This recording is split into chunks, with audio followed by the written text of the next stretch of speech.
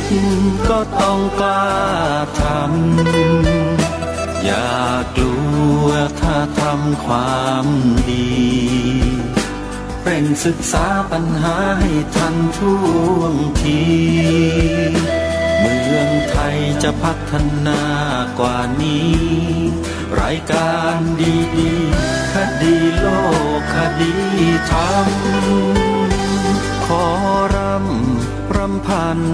บรรยายความคิดเครื่องหมายแห่งสีทั้งสามงามถนัดขาวคือบริสุทธิ์สีสวัสดิ์หมายพระไตรรัตน์และธรรมะคุ้มจิตไทยแดงคือโลหิตเราใสซึ่งยอมสละได้เพื่อรักษาชาติศาสนาน้ำเงินคือสีโสภาอันจอมประชาถ้าโปรดเป็นของส่วนองค์จากริ้วเข้าเป็นไตรรงค์จึงเป็นสีธงที่รักแห่งเราชาวไทยทหารอวตารนำไปยงยุทธวิชัยวิชิตก็ชูเกียรติสยามประเทศไทยที่เจริญมั่นคงมาได้จนถึงทุกวันนี้มิได้เกิดขึ้นจากความหวาดกลัวอย่างคลาดเขลาแต่บรรพบุรุษไทยของเราทุกยุคทุกสมัยล้วนแต่มีความกล้าหาญและชาญฉลาดปกป้องเอกราชสร้างชาติให้เกิดความมั่นคงโดยมีธงแห่งพระไตรรัตน์เป็นเครื่องนำชัยจึงเป็นที่มาที่ไปของรายการคดีโลกคดีธรรมกล้าคิดก็ต้องกล้าทำอย่ากลัวถ้าทำความดีเร่งศึกษาปัญหาให้ทันท่วงทีเมืองไทยจะพัฒนากว่านี้รายการดีๆคดีโลกคดีธรรมรายการดีๆคดีโลกคดีธรรม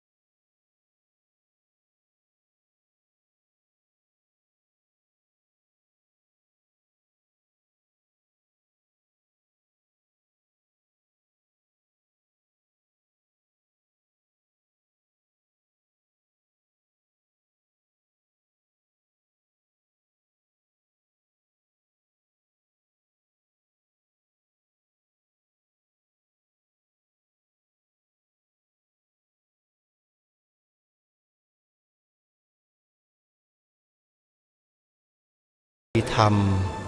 มาพบกับท่านผู้ฟังเป็นปกติทุกวันจันทร์ถึงวันศุกร์และวันเสาร์อาทิตย์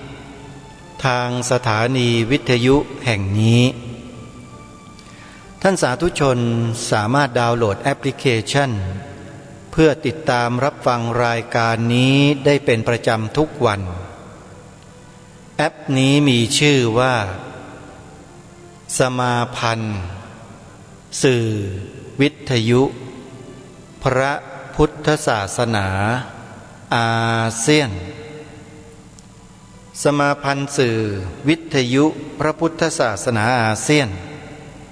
ได้รวบรวมสถานีวิทยุพระพุทธศาสนาแห่งชาติไว้ในที่เดียวกันหลายสถานีเมื่อท่านใดดาวน์โหลดแอปพลิเคชันนี้ไว้ในโทรศัพท์มือถือสำเร็จท่านก็จะสามารถเปิดรับฟังสถานีวิทยุพระพุทธศาสนาแห่งชาติสถานีต่างๆได้อย่างอิสระแล้วก็สามารถฟังได้ทุกพื้นที่ของประเทศและทั่วโลกนี่คือนวัตกรรมใหม่ที่โลกมอบให้แก่พวกเรานำมาใช้ให้เกิดประโยชน์สูงสุดแก่ชีวิตของเราในที่นี้ก็คือ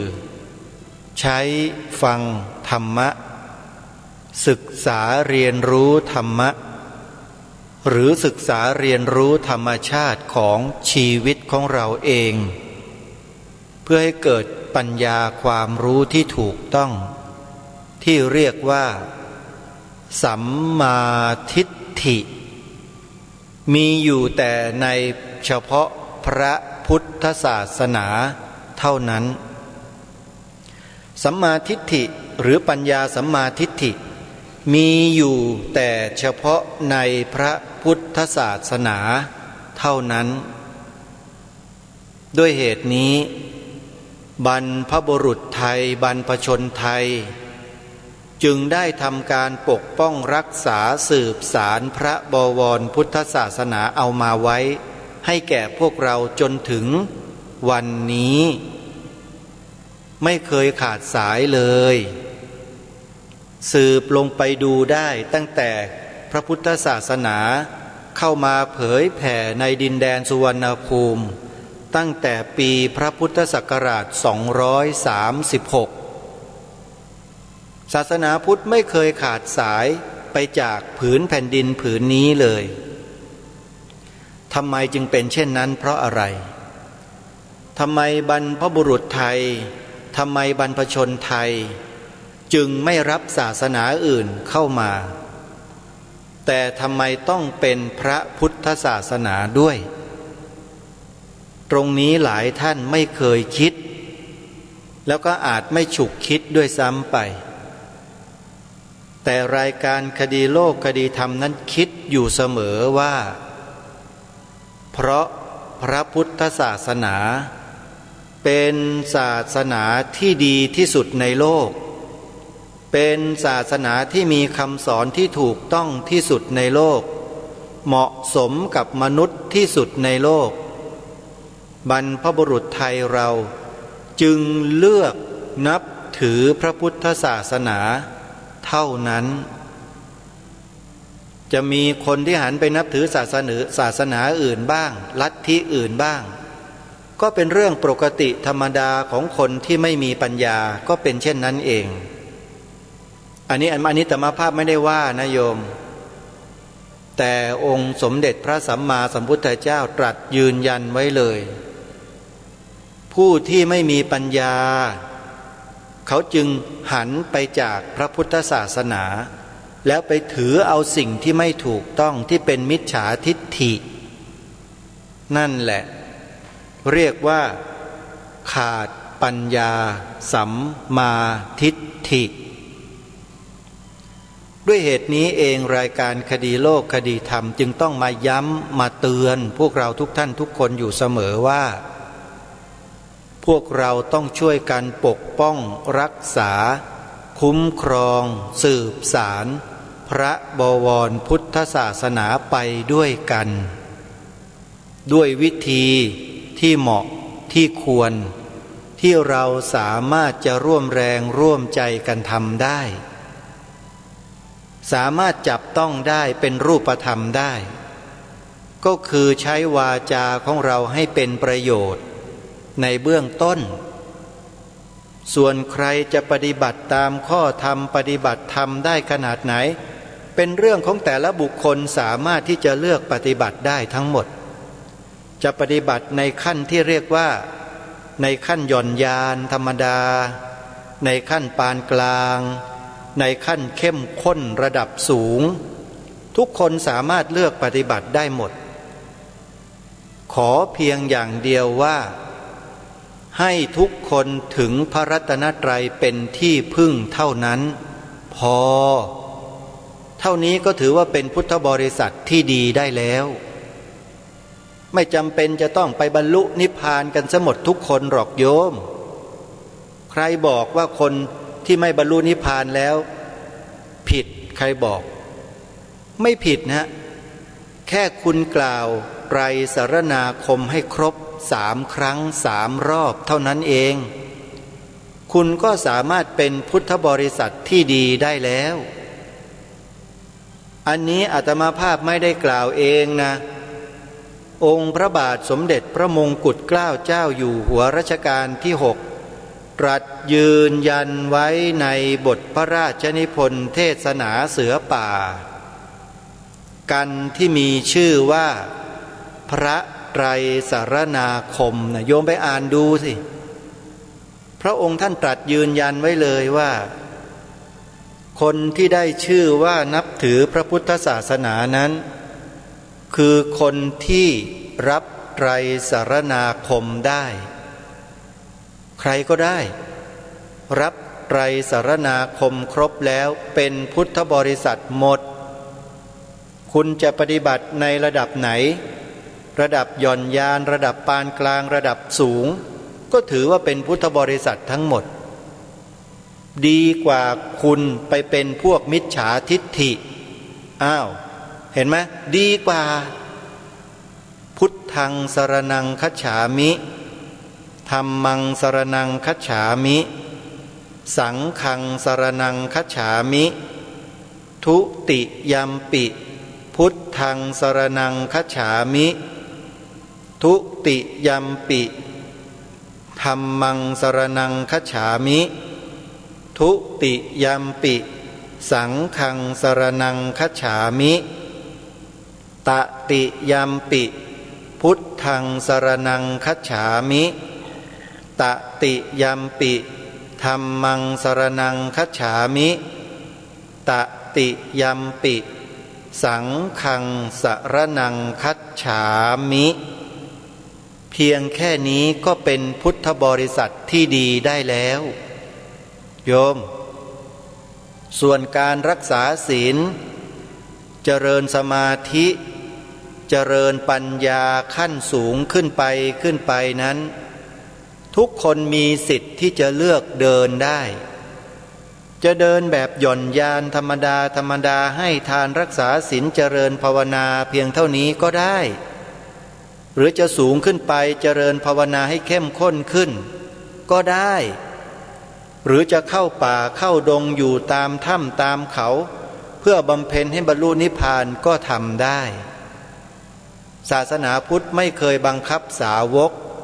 ว่าต้องปฏิบัติอย่างนั้นต้องเป็นอย่างนี้ต้องอย่างนั้นอย่างนี้พระพุทธเจ้าไม่เคยมีคำว่าต้อง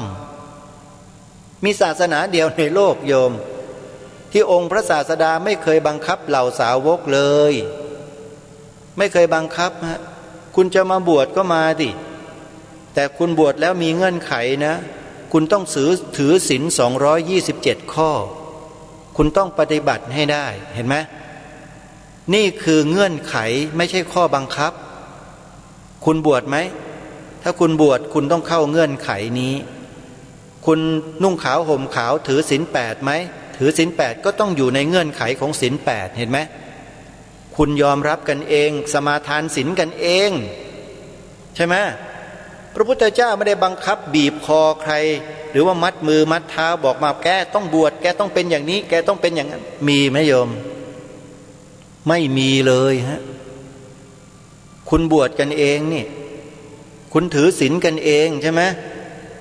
คุณถือศีลเพราะอะไรเพราะคุณรู้คุณเห็นว่าอานิสงส์ของการถือศีลของการบวชนั้น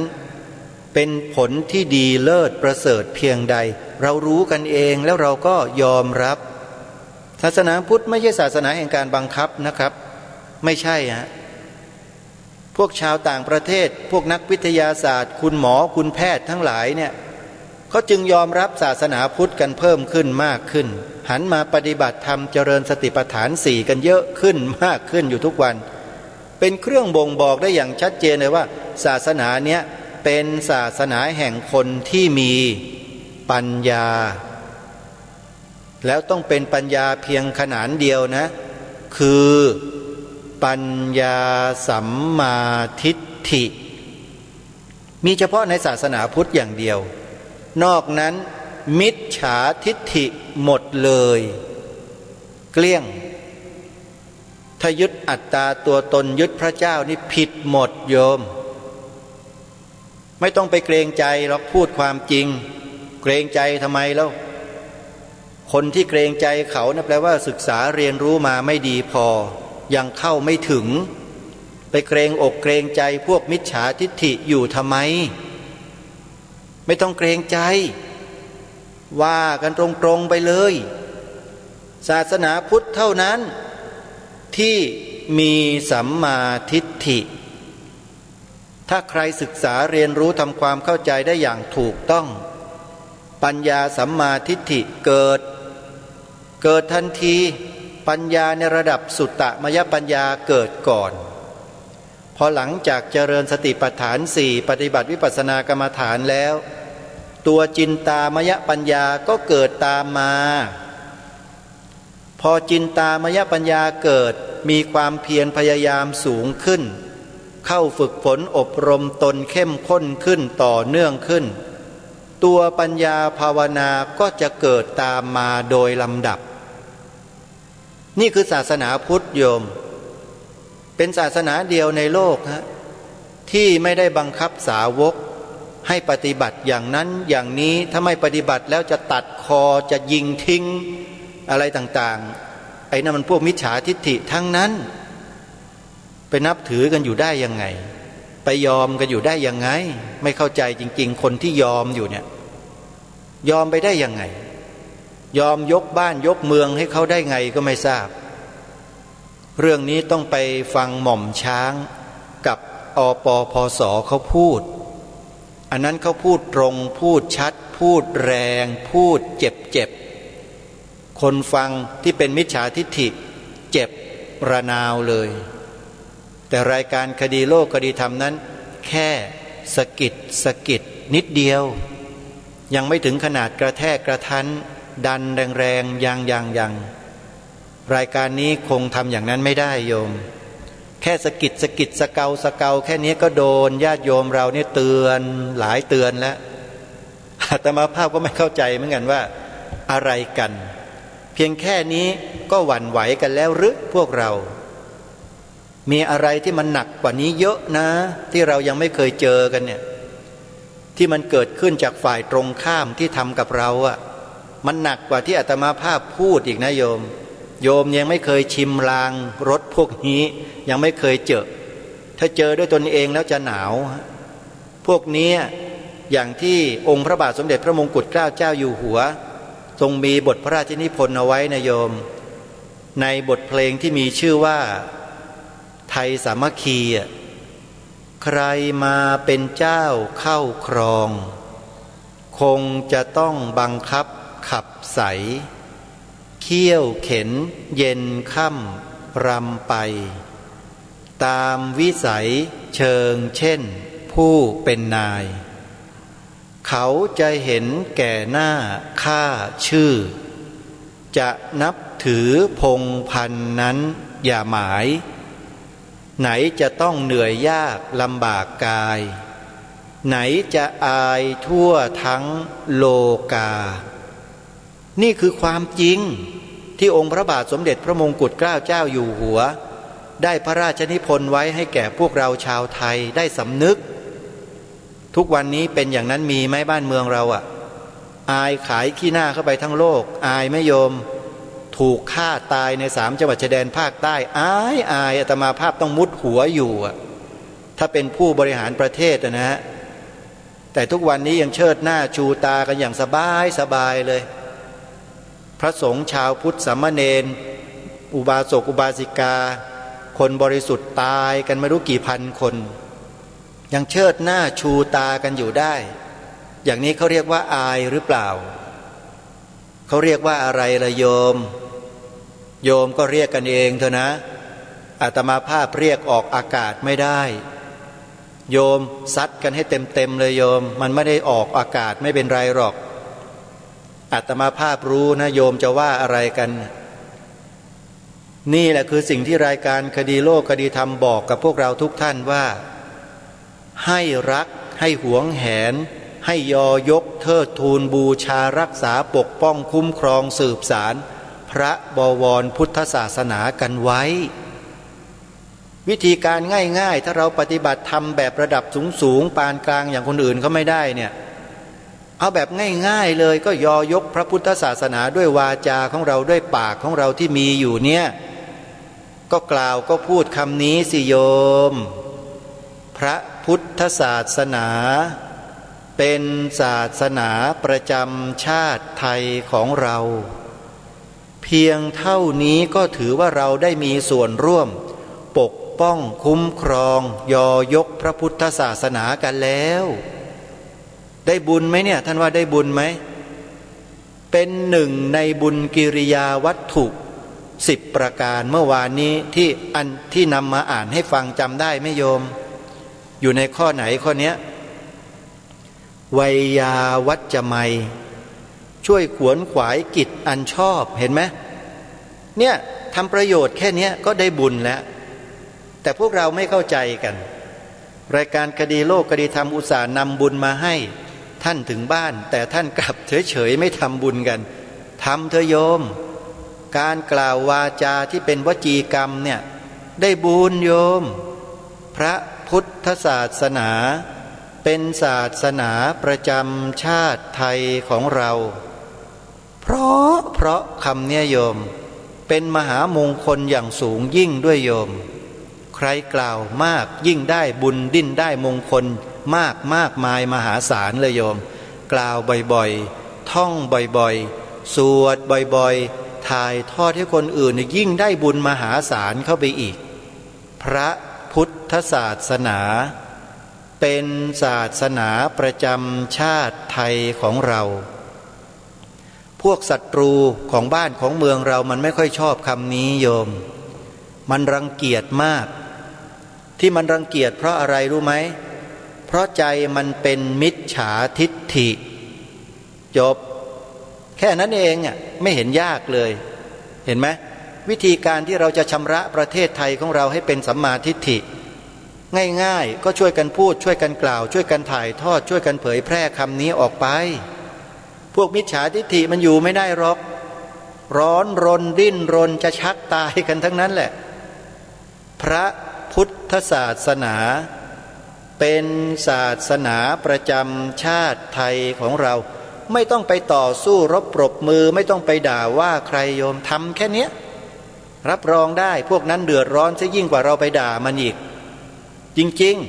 ๆเชื่อเถอะนะอาตมาภาพวิเคราะห์ทำงานมาเกือบ20 ปีแล้วโยมรู้ดีรู้ไอ้คนพวกนี้ดีว่ามันไม่ชอบอะไรแล้วมันเกลียดอะไรแล้วมันจะทำลายอะไรวิธีการที่เราจะต้องต่อกลอนกับคนพวกนี้ก็นี่ไงใช้วจีกรรมให้เป็นประโยชน์กล่าวคำนี้สอนลูกหลานให้พูดคำนี้กันทั่วบ้านทั่วเมืองเชื่อเถอะแล้วสิ่งนี้เป็นสิ่งที่ถูกต้องเป็นความถูกต้องของชาติบ้านเมืองไทยเราด้วยเป็นการปกปักรักษาแผ่นดินเกิดของเราเป็นการปกปักรักษาพระพุทธศาสนาของเราเป็นการสืบสารพระราชปณิธานขององค์บุรพมหากษัตริย์ของเราครบทุกอย่างทุกประการเลยเห็นไหมแต่เราคิดกันไม่ออกรายการคดีโลกคดีธรรมต้องเลยมาบอกให้พวกเราช่วยกันคิดพิจารณาให้เห็นท่องแท้แล้วก็ช่วยกันทำหน้าที่ข้อที่1แล้วนะข้อ2ความหมายธงชาติไทยที่เราเคารพกันอยู่ทุกวันเนี่ยโยมเรายังท่องกันไม่ได้เลยเพราะคนที่มีอำนาจในบ้านในเมืองนี้เขาไม่นำพาพวกเราอาตมาภาพก็ไม่เข้าใจเหมือนกันว่าผู้หลักผู้ใหญ่ในบ้านในเมืองนี่เขาทำอะไรกันทำไมจึงไม่นำพาประชาชนให้ท่องจำบทพระราชนิพนธ์ความหมายธงชาติไทยหรือธงไตรรงค์นี้ให้ได้ทั้งบ้านทั้งเมืองเพราะอะไรคุณมีนัยยะอะไรแอบแฝงกับบ้านกับเมืองนี้หรือเปล่านี่คือข้อสงสัยมาโดยตลอด พออาตมาภาพสงสัยดังๆเข้ามีคนเดือดร้อนฮะ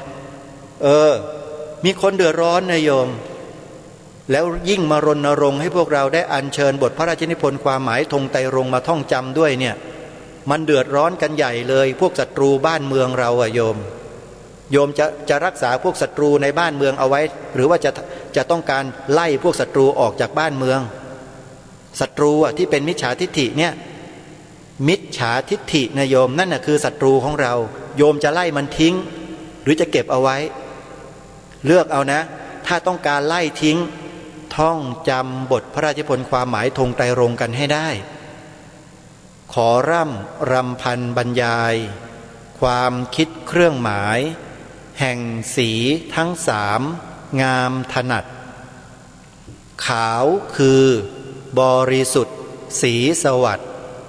หมายพระไตรรัตน์และธรรมะคุ้มจิตไทยแดงคือโลหิตเราไซร้ซึ่งยอมสละได้เพื่อรักษาชาติศาสนาน้ำเงินคือสีโสภาอันจอมประชาทะโปรดเป็นของส่วนองค์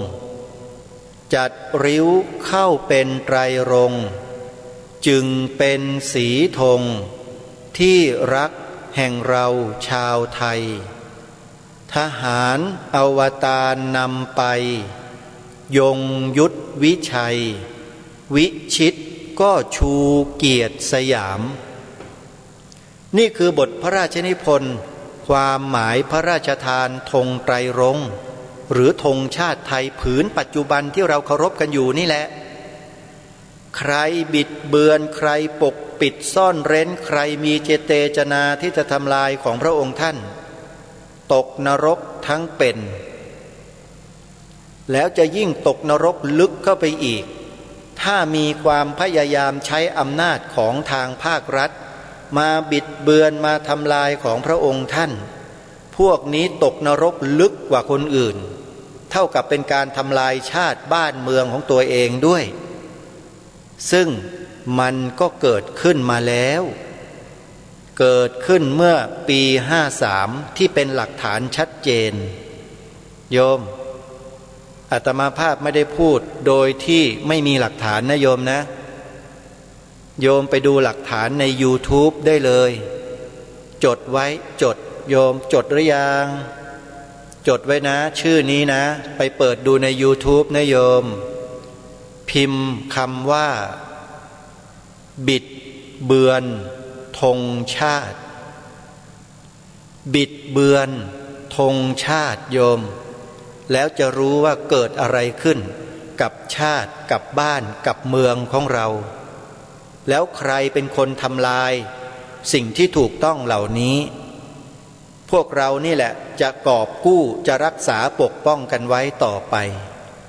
ใครจะร่วมเดินในแนวทางที่ถูกต้องนี้โยมรับสิ่งเหล่านี้ไปแล้วไปดำเนินการจัดการให้เป็นรูปธรรมคือท่องจำให้ได้แต่ในเบื้องต้นนี้ขอให้จำเพียงสีขาวสีเดียวก่อน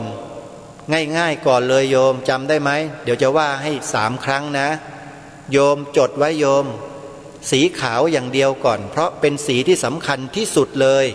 ที่ศัตรูมันจ้องจะเปลี่ยนอยู่ตลอดเวลาคือสีขาวนี่แหละอาตมาภาพยืนยันเลยว่ามันทำจริงๆแล้วทำมาแล้วด้วยเอานะโยมจดนะขาวคือบริสุทธิ์สีสวัสดิ์หมายพระไตรรัตน์และธรรมะคุ้มจิตไทยรอบที่1แล้วนะเดี๋ยวรอบที่2จดต่อบางคนจดไม่ทันโยมมีปากกากับกระดาษเตรียมเอาไว้เวลาฟังรายการคดีโลกคดีธรรมเนี่ยเดี๋ยวจะมาว่าอาตมาภาพภายหลังว่าไม่บอกเอารอบที่2จดโยมสีขาวท่องให้ได้แล้วบอกลูกหลานเราท่องให้ได้ด้วยนะขาวคือบริสุทธิ์สีสวัสดิ์ หมายพระไตรรัตน์และธรรมะคุ้มจิตไทยไม่มีคำไหนตกนะโยมอาตมาภาพอัญเชิญบทพระราชนิพนธ์มาเต็มถูกต้องทุกอย่างแล้วโยมไม่ต้องไปใส่คำว่าถึงนะเดี๋ยวหาว่าอาตมาภาพตกคำว่าถึงไปอีกหมายถึงไม่มีนะถึงอ่ะอย่าไปใส่คำว่าถึงนะรอบสุดท้ายรอบที่3โยมขาวคือบริสุทธิ์สีสวัสดิ์หมายพระไตรรัตน์และธรรมะคุ้มจิตไทยเชื่อว่าทุกคนจดทันหมดแล้วแหละทีนี้นำไปท่องจำในเบื้องต้นไว้ก่อนเราท่องจำทั้งหมดไม่ได้ก็ท่อนเดียวนี้เลยเพราะท่อนนี้เป็นท่อนที่สำคัญมากแล้วเป็นท่อนที่เกิดปัญหาขึ้นที่มีคนมาบิดเบือนอาตมาภาพก็เลยทำคลิปวิดีโอขึ้นมาชี้แจงแล้วก็บอกกับญาติโยมสาธุชนโดยทั่วไปให้ทราบว่ามันมีเหตุการณ์ชนิดนี้เกิดขึ้นในบ้านในเมืองไทยของเราจริงๆอาตมาภาพกล้ายืนยันกับทุกท่านทุกคนเลยมันเกิดจริงท่านสาธุชนทั้งหลายไม่ใช่เกิดเล่นๆคนพวกนี้ใช้อำนาจใช้อิทธิพลในการดำเนินการแล้วอยู่ในอำนาจด้วยแล้วคนที่อยู่ในอำนาจด้วยกันเองอาตมาภาพก็ไม่ทราบเหมือนกันว่าเขารู้หรือเปล่ารู้หรือไม่รู้ไม่ทราบแต่อาตมาภาพรู้พอรู้แล้วก็ต้องนำมาบอกกับพวกเราพร้อมด้วยหลักฐานยืนยันว่าเขาทำจริงๆอาตมาภาพเห็นบทความในลักษณะบิดเบือนเช่นนี้มาตั้งแต่ปีพระพุทธศักราช 2547 โยมเห็นมาตั้งแต่ปี 47 นะโยมนะไม่ใช่ 57 นะอย่าเข้าใจผิด 47 เห็นมานานหรือยังโยมว่านานหรือยังกี่ปีแล้วลองนับสินั่นแหละเห็นสิ่งนี้มาตั้งแต่ปี 47 แล้วมาเห็นเป็นรูปธรรมรูปเล่มชัดเจนพิมพ์เผยแพร่โดยหน่วยงานของรัฐจะเต็มเป็นเล่มปี 53มีคนที่เขาทำงานอยู่ในหน่วยงานนั้นแหละที่จัดพิมพ์นี่แหละหอบหนังสือมาตั้งเบ้อเร่อเลยหนังสือเล่มเนี้ยมาให้อาตมาภาพถึงสถานีโทรทัศน์ดีทีวีโยมอาตมาภาพก็เริ่มเผยแพร่เลยเผอิญวันหนึ่งท่านหัวหน้าส่วนป้องกันประเทศของวิทยาลัยป้องกันราชอาณาจักรขออนุญาตสงวนนามท่านไว้แล้วกันมาออกรายการร่วมกับอาตมาภาพพอดีเลยก็ถือโอกาสนี้เปิดโปงให้ท่านเห็นจะที่หน้าจอนี่แหละท่านเดือดดาลใจเป็นอย่างมากอุทานออกมาเลยว่ามันทำได้ยังไงพอกลับไปหน่วยงานวันรุ่งขึ้นทำหนังสือเลยท้วงไปยังหน่วยงานรัฐหน่วยงานนั้นทันทีเลยปรากฏว่าแก้กันจ้าละวันแต่ปรากฏว่าแก้ผ้าเอาหน้ารอดเฉยเอาไปดูสิการแก้ของเขาพิมพ์เป็นครั้งที่20,000 เล่มครั้งแรก50,000 เล่มตอนถูกหนังสือท้วงติงจากวปอเข้าไปแก้ผ้าเอาหน้ารอดพิมพ์เพิ่มอีก20,000 เล่มปะโทนึกว่าแก้ไขแต่ที่ไหนได้แก้ผ้าเอาหน้ารอดก็ยังบิดเบือนอยู่เหมือนเดิมเพียงแค่แก้ผ้าเอาหน้ารอดนิดเดียวคือเอาแค่คำในวงเล็บออกแค่นั้นเองเขาเรียกว่าแก้ผ้าเอาหน้ารอดคนที่อยู่ในตำแหน่งหน้าที่อยู่ในอำนาจทำแบบเนี้ยญาติโยมคิดว่าบ้านเมืองมันจะเป็นยังไงลองพิจารณาดูสิบ้านเมืองนี้จะเป็นยังไงโยมอาตมาภาพพูดเรื่องสำคัญของชาติบ้านเมืองไทยเราถูกกระทำพวกเราจะไม่ค่อยรับรู้กันสักเท่าไหร่มัวแต่มาด่ามาว่าผู้ดำเนินรายการคดีโลกคดีธรรมอยู่นั่นแหละ มัวแต่มาซุบซิบนินทากันอยู่เบื้องหลังอยู่นั่นแหละไม่เคยเหลียวมาดูหันมาดูมาพิจารณาศึกษาหาข้อมูลอย่างถ่องแท้กันมัวแต่ว่ารายการคดีโลกคดีธรรมกันอยู่นั่นแหละทำอะไรกันบ้างพวกท่านน่ะทำอะไรกันคนที่ว่าอาตมาภาพอยู่อ่ะลองพิจารณาตัวเองกันดูดิมันทำอะไรเพื่อชาติบ้านเมืองบ้างอ่ะแล้วมัวแต่มาว่ารายการคดีโลกคดีธรรมอยู่นั่นแหละไม่เห็นได้ประโยชน์อะไรเลยถือว่าเป็นการขัดขวางการทำหน้าที่ด้วยซ้ำถือว่าเป็นการเอามือไม่พายแล้วเอาตีนราน้ำด้วยซ้ำไปขออภัยนะฮะภาษาเป็นภาษิตโบราณโยมไม่ใช่คำหยาบนะใครที่ไปแก้ไขของเขานะพวกนั้นนะหยาบมากภาษิตโบราณต้องรักษาไว้มันเป็นวัฒนธรรมประเพณีของชาติบ้านเมืองไทยของเรามันไม่ใช่คำหยาบเป็นภาษิตไม่ใช่คำหยาบโยมแต่ถ้านำเอาภาษิตบางคำไปใช้มันหยาบนะอย่างนั้นนะหยาบแต่ถ้าเป็นภาษิตเต็มๆนี้เขาเรียกไม่หยาบมือไม่พายเอาตีนราน้ำไม่หยาบโยมนะไม่หยาบแต่ถ้าเอาคำเดียวไปใช้มันหยาบแล้วก็เอาไปเสริมคำหน้านิดๆหน่อยๆเงี้ยมันไม่ได้มันหยาบเช่นเอาคำว่าส้นไปใส่ข้างหน้ากับอีกคำหนึ่งเนี่ยมันหยาบอย่างนี้เขาเรียกว่ามันหยาบแต่ถ้าเป็นภาษิตไม่หยาบเพราะนั้นคนพวกนี้มันมีอยู่ในบ้านในเมืองเนี่ยโยมอาตมาภาพไม่เคยหวั่นไหวหรอกไม่เคยหวั่นไหวกับคนพวกนี้เลยให้ใช้พลังงานมหาศาลติฉินนินทาด่าว่าใส่ร้ายป้ายสีอาตมาภาพเท่าไหร่ก็ไม่มีความหมายหรอกโยมเพราะในจิตใต้สำนึกของเราเองเนี่ยเรารู้ตัวเราอยู่ว่าเราพูดเราคิดเราทำอะไรอยู่รู้ตัวเองเจตนาในจิตตัวเองเนี่ยรู้ดีเลยว่ามีเจตนาทำไปเพื่ออะไรพูดไปเพื่ออะไร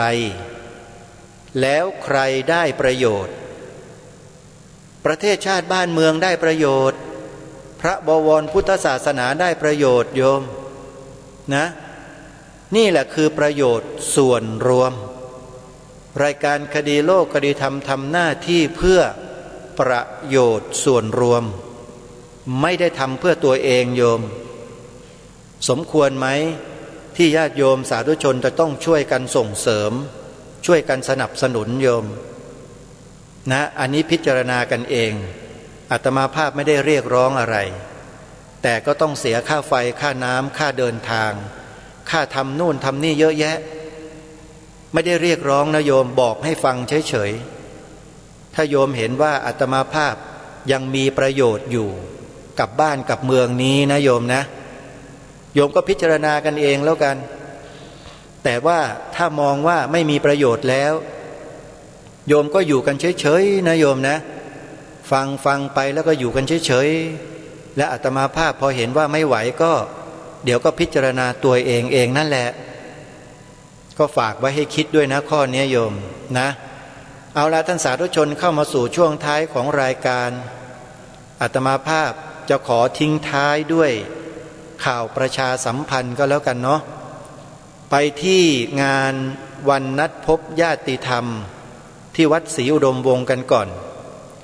ท่านอาจารย์พระครูดมวรานุวัฒน์ท่านจัดงานวันนัดพบญาติธรรมเป็นประจำทุกปีในเดือนกุมภาพันธ์โยมงานนั้นเขาจะจัดกันตั้งแต่วันที่26เข้าพื้นที่การเตรียมพื้นที่กัน27ก็เป็นงานตลอดทั้งวันทั้งคืนแล้วก็ไปสิ้นสุดลงในวันที่28กุมภาพันธ์โยมใครที่เป็นญาติธรรมเป็นสมาชิกสภาพุทธบริษัทจังหวัดเลยถึงเวลาแล้วที่จะต้องไปร่วมงานกันจะมีการจัดประชุมสมาชิกสภาพุทธบริษัทสมัยสามัญประจำปีด้วยนะโยมนะแต่ปีนี้อาตมาภาพต้องขอลาประชุมนะโยมเพราะว่ากุฏิกำลังซ่อมแซมใหญ่อาตมาภาพไม่มีที่อยู่ที่อาศัยตอนนี้ต้องร่อนเร่ไปมาอยู่ยังไม่สามารถหาที่พักถาวรได้เพราะกุฏิใช้เวลาซ่อมถึง6 เดือนโยม ทำไมถึงซ่อมนานจังพระคุณเจ้า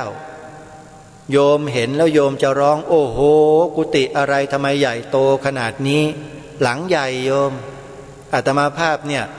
อยู่ที่วัดนี้อยู่กุฏิหลังใหญ่โยมใหญ่ที่สุดในบรรดากุฏิทั้งหมดที่มีอยู่ในวัด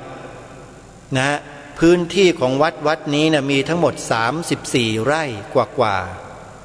ที่ดินของวัดเนี่ยนะ34ไร่กว่ากุฏิที่อาตมาภาพพักอาศัยอยู่จำวัดอยู่เนี่ยนะโยมตั้งแต่มาอยู่วัดนี้เนี่ยหลังนี้มีความยาว32เมตรโยมลองวัดดูซิ32เมตรเนี่ยยาวไหมกว้าง12เมตรครึ่งสูง15เมตรเป็นกุฏิยกพื้นชั้นเดียวเป็นอาคารโบราณสถานโยมทีนี้เป็นอาคารโบราณสถานเนี่ยญาติโยมก็คอยฟังข่าวดีนะจะเปิดโอกาสให้ญาติโยมได้สร้างเสริมบารมีธรรมของตัวเองโดยการมีส่วนร่วมบูรณะปฏิสังขรณ์อาคารโบราณสถานหลังนี้แหละอาตมาภาพจะเปิดโอกาสให้นะจริงๆแล้วทางวัดเขาไม่ได้เปิดโอกาสให้หรอกเพราะว่าเป็นพระอารามหลวงชั้นเอกพิเศษใครจะมาเป็นเจ้าภาพเนี่ยไม่ใช่เรื่องที่จะทำกันได้ง่ายๆแต่อาตมาภาพจะให้โอกาสญาติโยมที่มีกำลังความสามารถนะโยมนะมาร่วมกันเดี๋ยวอาตมาภาพจะประกาศให้ทราบในโอกาสต่อไปช่วงนี้ข่าวประชาสัมพันธ์ยังไม่จบโยมวัดศรีอุดมวงศ์จัดงานวันนัดพบญาติธรรมนะอาตมาภาพไปร่วมงานไม่ได้เพราะมีภารกิจดังที่กล่าวมานี่แหละคือซ่อมแซมกุฏิก็เลยไปไม่ได้ปีนี้ฝากอาจารย์พระครูดมวรานุวัตรช่วยดูแลญาติโยมสมาชิกสภาพุทธบริษัทของเราด้วยนะอาจารย์นะให้ญาติโยมมีความมั่นคงมีความเหนียวแน่นในพระบวรพุทธศาสนาในกิจกรรมต่างๆที่อาจารย์พระครูดำเนินอยู่ในทุกๆวันที่ทำอยู่ด้วยนะฮะแล้วก็ฝากพระพุทธศาสนาไว้ให้กับมวลสมาชิกสภาพุทธบริษัทช่วยกันปกป้องรักษาด้วยวิธีการก็เป็นไปตามที่อาตมาภาพได้นำเสนอไป2 ข้อที่ผ่านมานั่นแหละโยมข้อ1กล่าวและพูดคำนี้ให้เหมือนกันทั้งบ้านทั้งเมืองพระพุทธศาสนาเป็นศาสนาประจำชาติไทยของเราความถูกต้องความเป็นมหามงคลอันยิ่งรับกันไว้โยมแล้วก็ใส่เกล้าใส่กระหม่อมอัญเชิญไปถ่ายทอดให้คนอื่นให้กว้างขวางให้มากที่สุดให้เขากล่าวตามข้อที่2อัญเชิญบทพระราชนิพนธ์ความหมายธงไตรรงค์มาท่องจำกันให้ได้แล้วถ่ายทอดให้ลูกหลานเยาวชนคนไทยของเราสืบสารกันต่อไปตามพระราชปณิธานของล้นเกล้ารัชกาลที่6อย่าให้ใครมาบิดเบือนและทำลายได้นี่คือสมบัติอันล้ำค่าสำคัญของชาติบ้านเมืองของเราต้องช่วยกันปกป้องรักษาสืบสารกันต่อไปฝากสมาชิกสภาพุทธบริษัทภาคประชาสังคมจิตอาสาทุกท่านทุกคนทั่วประเทศด้วยนะโยมนะช่วยกันอย่าให้เวลามันผ่านล่วงเลยไปโดยเปล่าประโยชน์นะโยมนะเพราะนี่คือสมบัติของบ้านของเมืองไทยของเราต้องช่วยกันรักษาไว้สืบสารกันไว้ส่วนข้อสุดท้ายขึ้นทะเบียนเขียนใบสมัครปฏิญาณตนเป็นพุทธมามกะตลอดชีวิตตามรอยเบื้องพระยุคลบาทอันนี้ใครที่ยังไม่ได้ทำกันซะขอบอกไว้นะชีวิตเกิดมาเป็นมนุษย์พบพระพุทธศาสนาแล้วถ้าไม่ทำสิ่งนี้เสียชาติเกิดจริงๆอาตมาภาพทำเรียบร้อยแล้วไม่ต้องห่วงโยมไม่ใช่มาเป่าประกาศเชิญชวนเปล่าแต่ตัวเองไม่ทำไม่ใช่ทำแล้วมีเลขรหัสเรียบร้อยแล้ว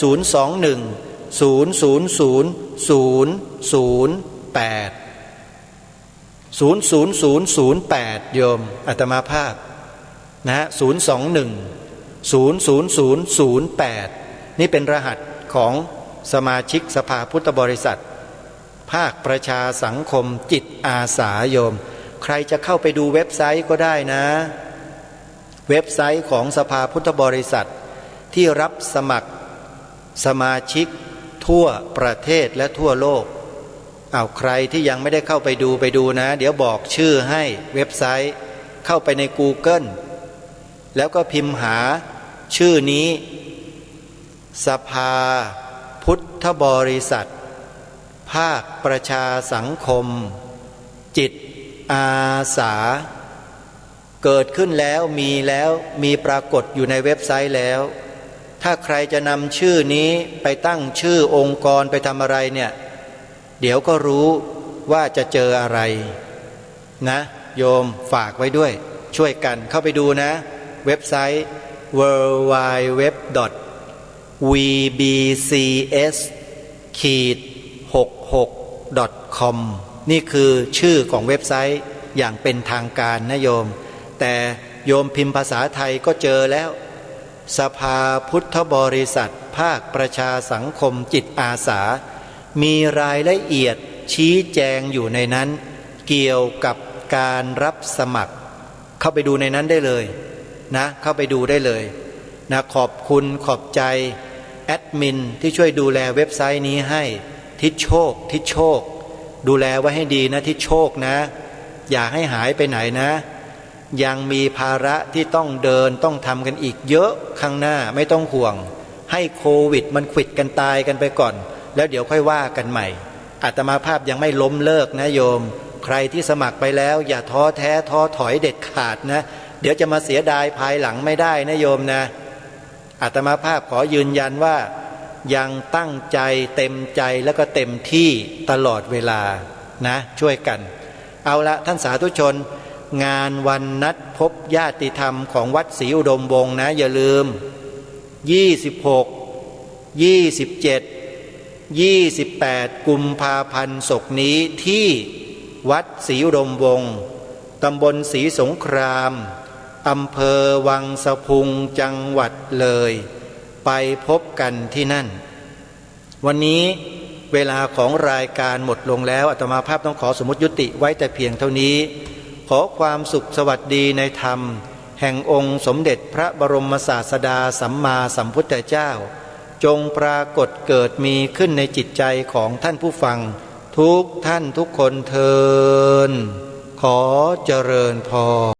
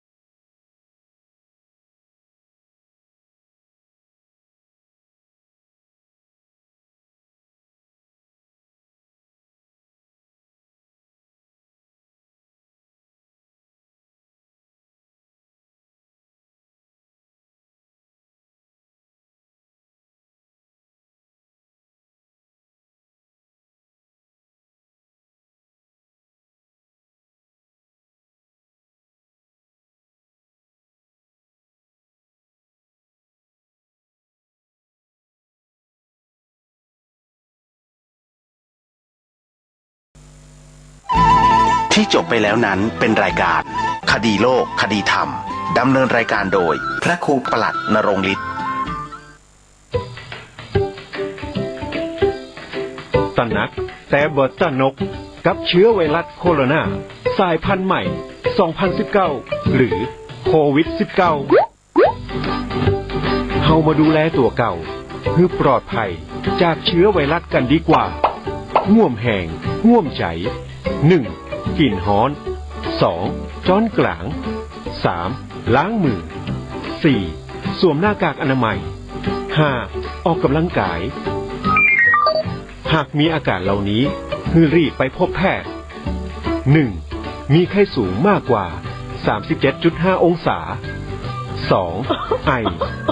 3. เจ็บคอ 4. น้ำมูกไหล 5. หายใจเหนื่อยหอบหายใจลำบาก และหลีกเลี่ยงการเดินทางไปประเทศกลุ่มเสี่ยง หรือ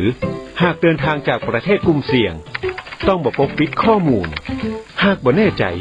รีบเข้าตรวจหาเชื้อที่โรงพยาบาลใกล้บ้านขอให้ทุกคนร่วมรับผิดชอบต่อสังคมป้องกันและเฝ้าระวังการแพร่ระบาดแค่นี้ประเทศไทยก็ห่างไกลจากเชื้อไวรัสโคโรนาด้วยความปรารถนาดีจากเครือข่ายสถานีวิทยุทั่วประเทศ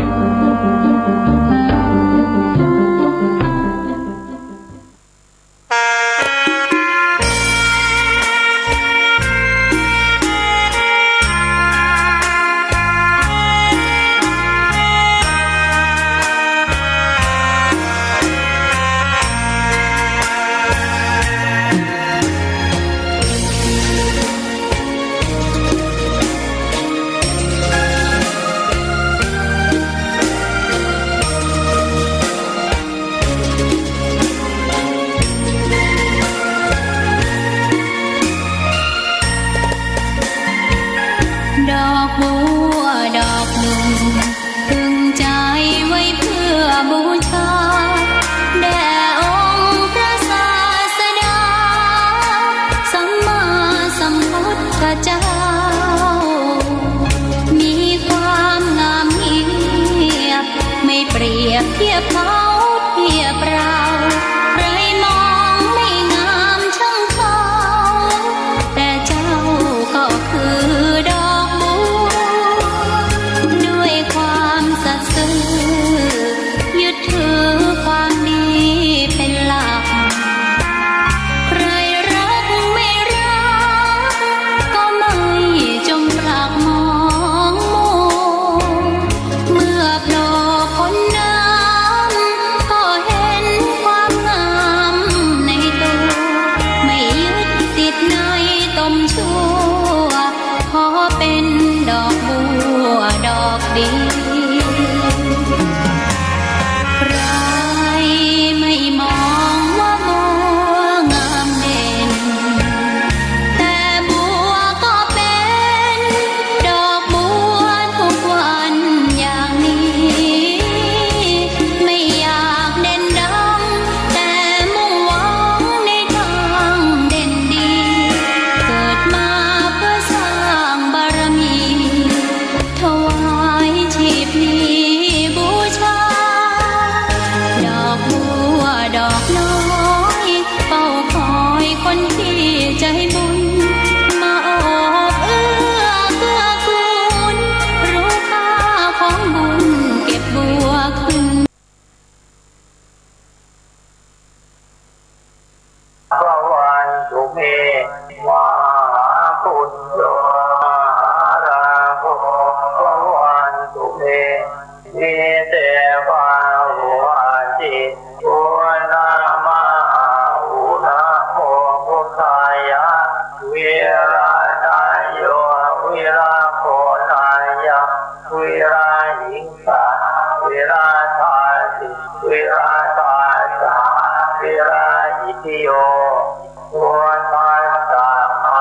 ระหะพุทธัสสะ ท่านกำลังรับฟังสถานีวิทยุสาธารณะจังหวัดเชียงใหม่คลื่นพัฒนาคุณภาพชีวิต FM 92.25 เมกะเฮิรตซ์ บริหารและจัดการโดยวัดป่าแดงมหาวิหารทรงกระจายเสียงจากเลขที่ 71 หมู่ที่ 14 บ้านใหม่หลังมอ ตำบลสุเทพอำเภอเมืองจังหวัดเชียงใหม่ รหัสไปรษณีย์ 50200 หมายเลขโทรศัพท์ 081881881569 052000636-7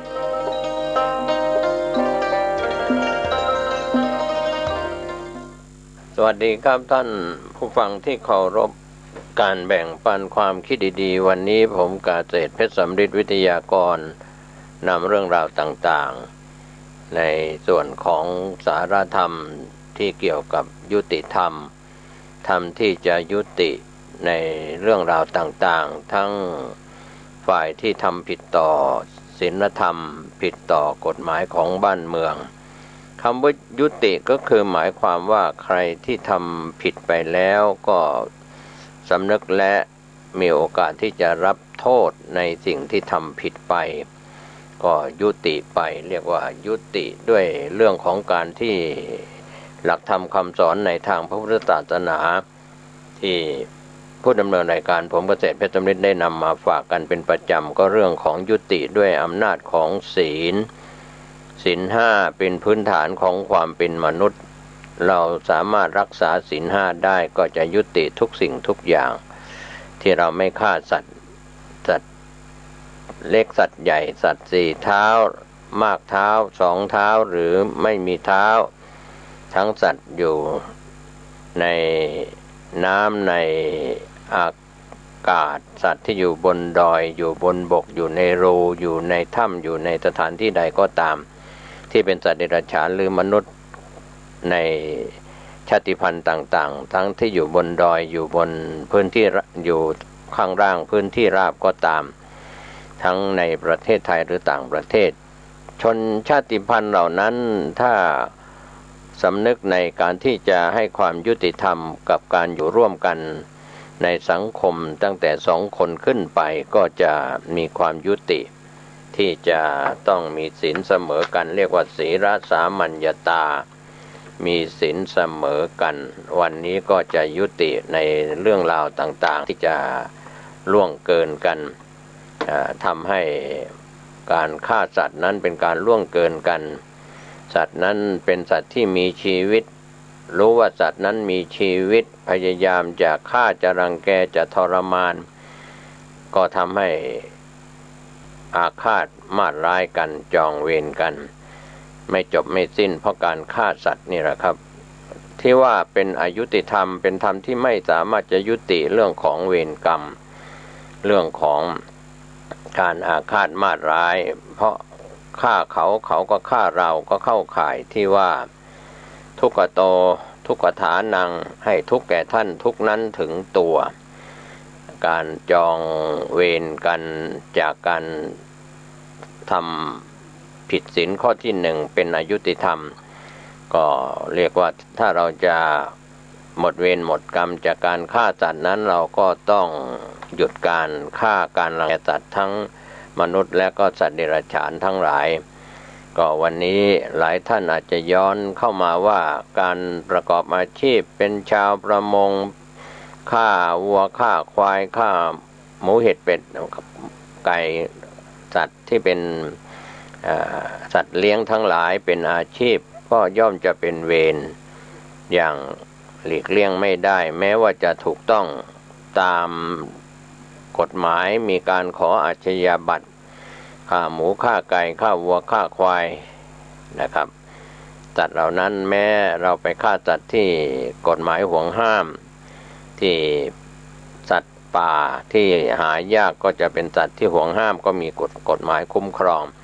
อย่างไรก็ตามเรื่องเหล่านี้นะครับท่านผู้ฟังการฆ่าคนฆ่าสัตว์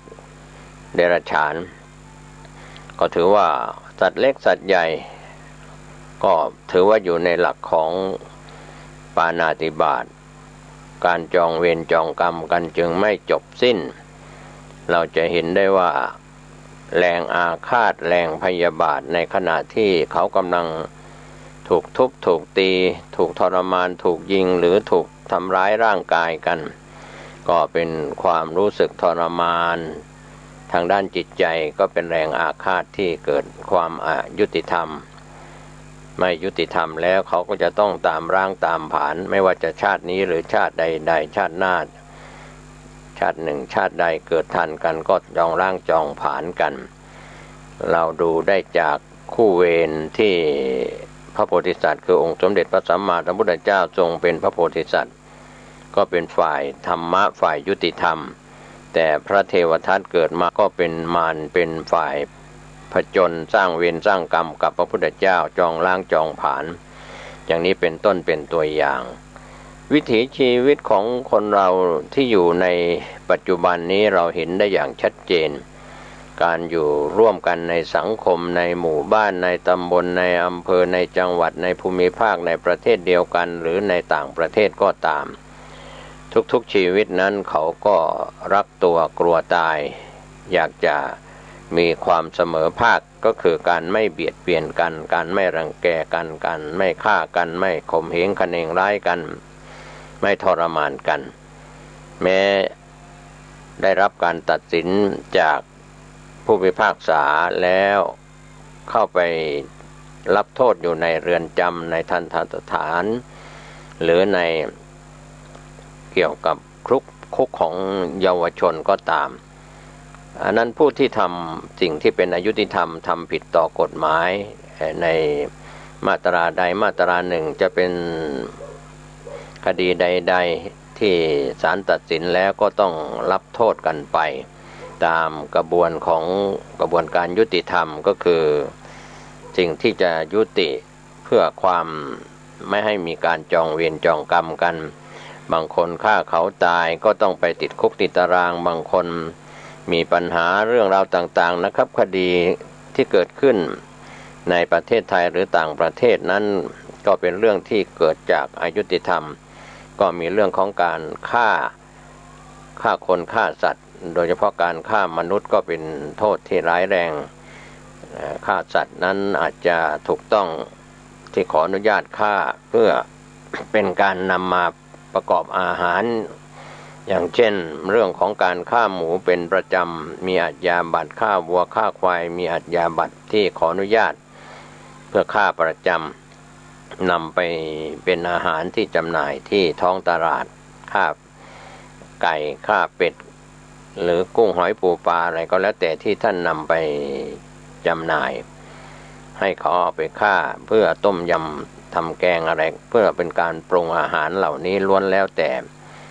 มีส่วนของความเป็นอยุติธรรมแรงอาฆาตของสัตว์นั้นจะเป็นคนเป็นสัตว์เดรัจฉานเขาก็มีจิตมีวิญญาณมีความรักตัวกลัวตายกันฉะนั้นวันนี้ถ้าเราเห็นความอยุติธรรมมากขึ้นในสังคมโดยเฉพาะมนุษย์เราที่อยู่ร่วมแผ่นดินเดียวกันหรือต่างประเทศก็ตามร่วมโลกเดียวกันอยู่กันด้วยความหวาดผวาด้วยการเบียดเบียนกันข่มเหงคะเนงร้ายกันเรียกร้องประชาธิปไตยแต่ตายและบาดเจ็บเกิดขึ้นสิ่งที่เป็นอยุติธรรมก็เกิดขึ้นในสังคมแล้วจะหาความสุขความสงบได้อย่างไร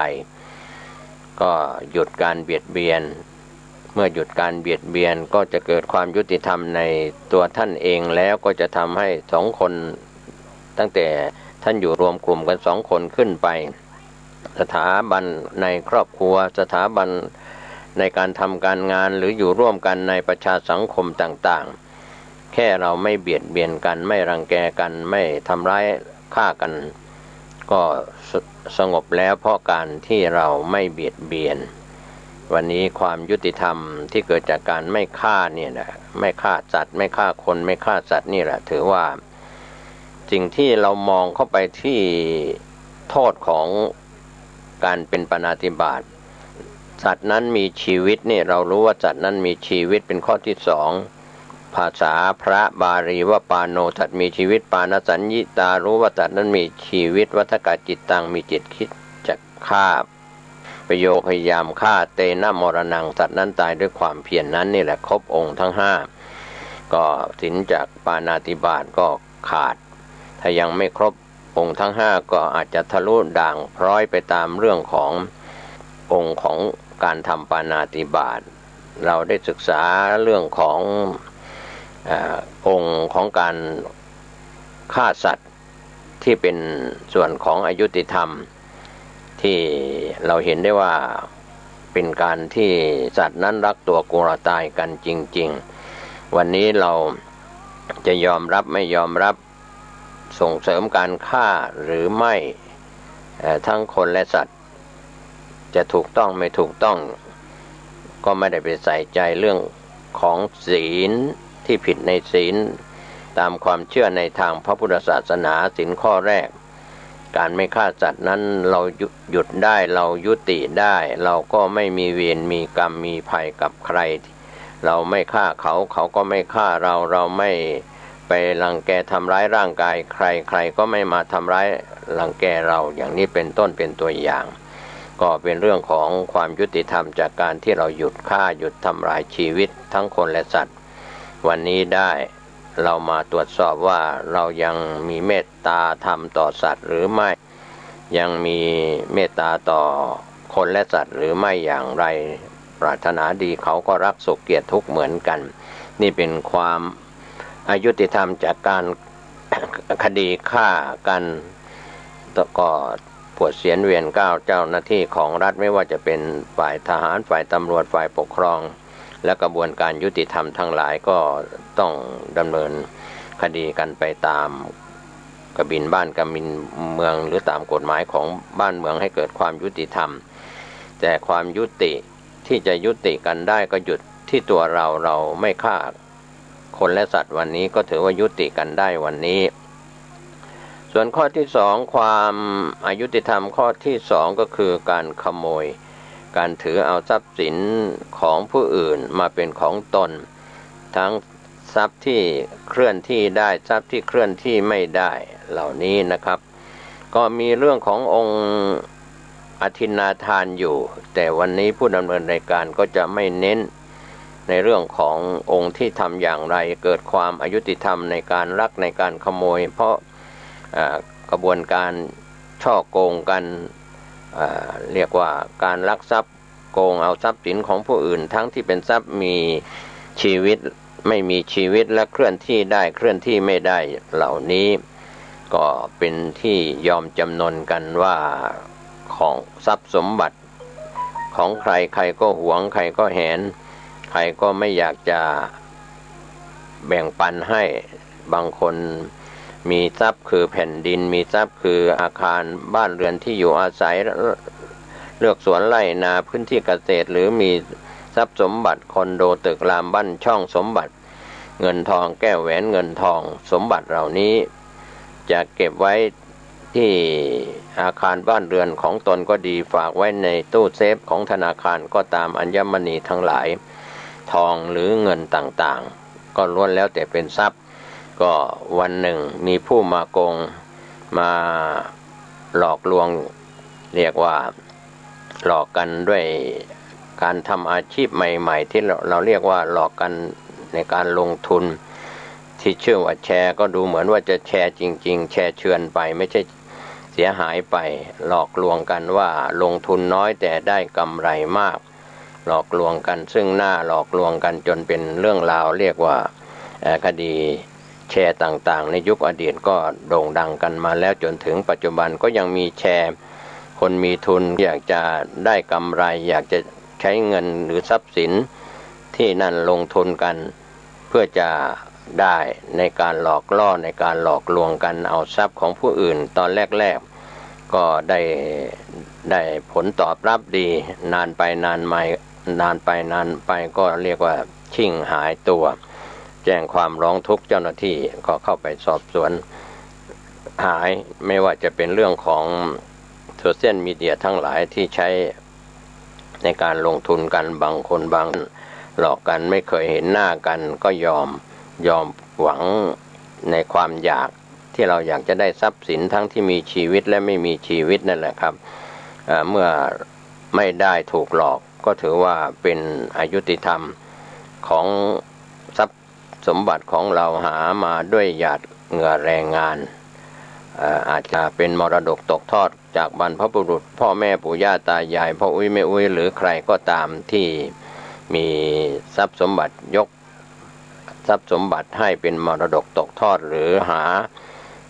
ทำมาหากินมาด้วยหยาดเหงื่อแรงงานครับก็มาถูกโกงมาถูกฉกชิงวิ่งราวมาถูกขโมยกันไปแม้ในยามที่เกิดข้าวยากหมากแพงเรียกว่าทุพพิฆภัยก็เดือดร้อนกันทั้งวัดทั้งบ้านทั้งราชการสถานศึกษาแล้วก็ภาคประชาชนแค่สถานการณ์โควิด -19 ที่เข้ามาค่าครองชีพก็เดือดร้อนประชาชนก็ทำมาหากินกันด้วยความยากลำบากก็มีโจรฉกชิงวิ่งราวกันในการเป็นอยุติธรรมผิดศีลข้อที่2ก็มีมากมีเหตุการณ์ที่เกิดขึ้นเป็นข่าวประจำวันทุกๆวันแม้ว่า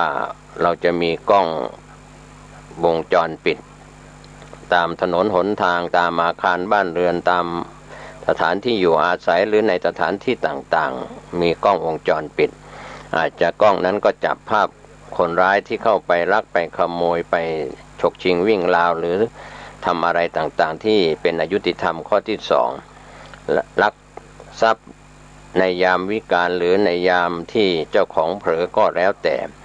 สิ่งเหล่านี้นะครับไม่เกิดเป็นความยุติธรรมก็คือเราจะต้องไม่ฉวยโอกาสไม่ถือโอกาสที่จะไปนำเอาทรัพย์สินของผู้อื่นที่เขายังไม่ได้อนุญาตให้ก็เป็นการฉ้อโกงกันการไม่ยินยอมกันวันนี้ทรัพย์สมบัติภายในของแต่ละท่านที่เป็นทรัพย์สินเงินทองเข้าของที่ท่านมีอยู่ก็ดีบางคนเป็นนักค้าที่ดินก็อาจจะถูกโกงในเรื่องของการค้าที่ดินนักค้ากำไรอะไรต่างๆก็มีเล่นหุ้นเล่นอะไรต่างๆหรือสิ่งที่เป็นตลาดมืดนะครับในการฉ้อโกงกันด้วยทรัพย์ด้วยทองด้วยอะไรต่างๆก็ในอดีตเราก็เคยได้ยินกันอยู่เสมอว่าแก๊งตกทองเอาดูเหมือนว่าทองมีปริมาณมากแลกเงินหรือทองจำนวนน้อยความจริงแล้วก็เป็นทองเก๊ทองปลอมอะไรอย่างนี้ก็คนเรานั้นก็เรียกว่าถูกหลอกด้วยเรื่องของการถูกหลอกเสียทรัพย์สินเงินทองก็เพราะความอยากเรียกว่าละโมบโลภมากอะไรทำนองนั้น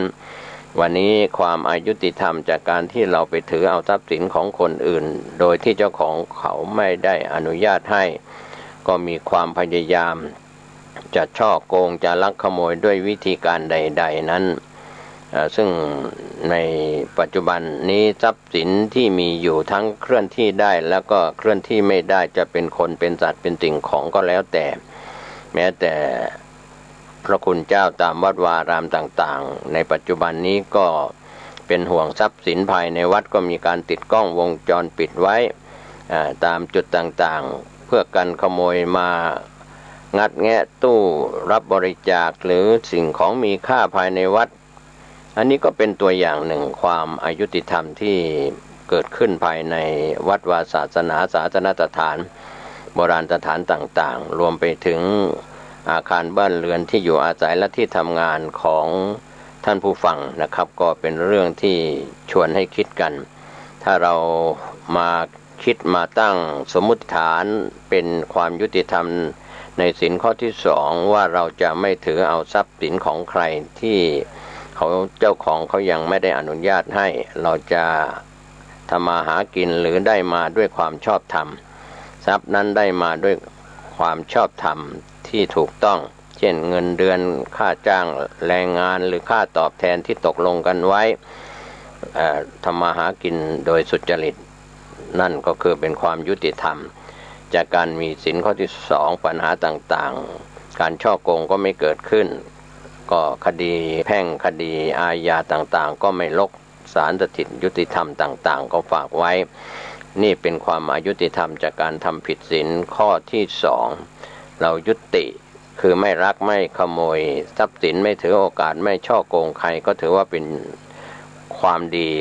ของเราที่เราจะไม่มีใครมาฉ้อโกงลักทรัพย์ของเราเช่นเดียวกันเป็นสุขโตสุขฐานังให้สุขแก่ท่านสุขนั้นถึงตัวก็หมายความว่าเราไม่ฉวยโอกาสไม่ถือโอกาสที่จะไปนำเอาทรัพย์ของคนอื่นมาเป็นทรัพย์ของตนเองโดยที่เจ้าของไม่ยินยอมไม่อนุญาตค ความอายุติธรรมข้อที่สามก็เรื่องของการอยู่ครองเรือนคฤหัสถ์ผู้ครองเรือนเป็นผู้หยาบถือศีลห้าก็นอนเบียดเสียดด้วยสามีภรรยาบุตรธิดา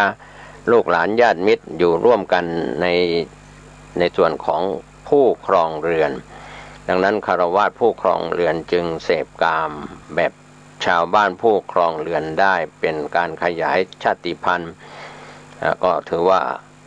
ในการที่ทั้งคนและสัตว์นั้นก็ขยายชาติพันธุ์แต่ในการที่คู่ครองสำหรับมนุษย์เราหญิงชายที่มีคู่ครองแล้วก็ย่อมมีความหึงหวงของใครก็คู่ครองของใครก็ของมันหญิงใดมีชายใดเป็นเจ้าของชายใดมีหญิงที่แต่งงานกันแล้วมั่นกันแล้วเรียกว่ามีเจ้าของแล้วก็ถือว่าจะอยู่ร่วมกันแบบสามีภรรยาแบบคนรักกันยินยอมกันอะไรก็แล้วแต่ถูก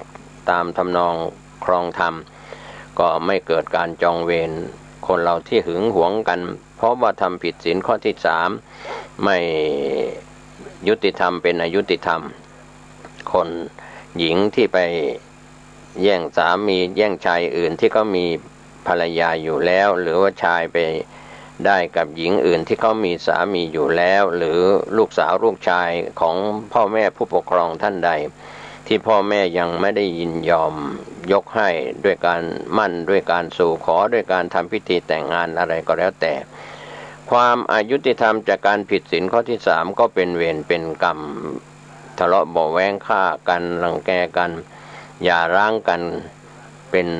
ว่าเล่นในยุคปัจจุบันรักกันง่ายหน่ายเร็วอะไรทำนองนั้นวันนี้เราจะต้องยอมรับเพราะว่าการทำผิดในศีลข้อที่เกี่ยวข้องกับการเสพกาม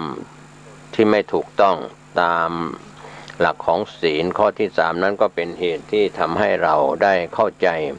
ความจริงว่าเรา